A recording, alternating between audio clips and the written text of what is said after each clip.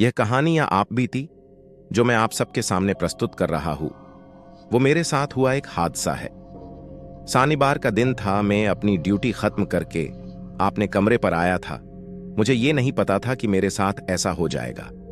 रात का समय था, रात के करीब 2 बज रहे होंगे। मुझे सोते सोते पानी प्यास लगी। मैंने पानी पीने के लिए अपनी बोतल की तरफ हाथ बढ़ाया, देखा कि उसमें पानी नहीं था। मैं पानी की तलाश में फ्रिज की तरफ जाता हूं। फ्रिज के पास पहुंचकर पानी पीता हूं और खिड़की से बाहर की तरफ देखता हूं। मौसम एकदम शांत और घोर अंधेरी रात थी। पानी पीने के बाद मैं अपने कमरे की तरफ आता हूं। जैसे ही मैं अपने कमरे के गेट पर पहुंचा, मेरी नजर मेरे बेड पर पड़ी। मैंने जो देखा वो देखकर मेरी आंखें खुली की खुली रह गई, मानो मेरे पैरों के नीचे से जमीन खिसक गई हो। मैंने अपनी आंखों को अपने हाथों के मीड़ा आंखें बंद खोल की और फिर देखा। मैं समझ नहीं पा रहा था कि को मैं ये देख रहा हूं ये सच है या सपना। मैंने देखा कि मेरे बेड पर मेरे हमसकल बल्कि मैं ही सो रहा हूं, पर मैं समझ नहीं पा रहा कि मैं खुद को सोता हुआ कैसे देख पा रहा हूं। मैं ये सब देखकर बहुत डर गया था। उस सन्नाटे में मैं अपनी सांसों को भी आवाज सुन पा रहा था। मैंने थोड़ी हिम्मत जुटाई और मैं कमरे के थोड़ा और अंदर गया।